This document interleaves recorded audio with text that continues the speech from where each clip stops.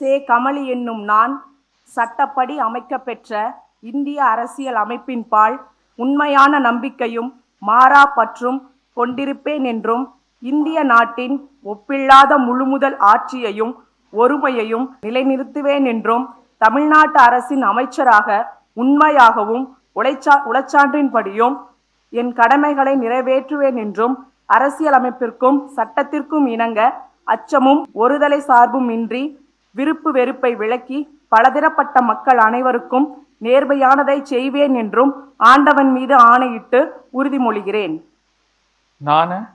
சே. கமலி என்னும் நான் தமிழ்நாட்டு அரசின் அமைச்சர் என்ற முறையில் எனது கவனத்திற்குள்ளாவதும் தெரிய வருவதுமான எந்த பொருளையும் அமைச்சரின் கடமைகளை உரியவாறு நிறைவேற்ற தேவையான அளவுக்கன்றி ஒருவரிடமோ பலரிடமோ நேர்முகமாகவோ மறைமுகமாகவோ அறிவிக்கவோ வெளிப்படுத்தவோ மாட்டேன் என்று ஆண்டவன் மீது ஆணையிட்டு உறுதிமொழிகிறேன்.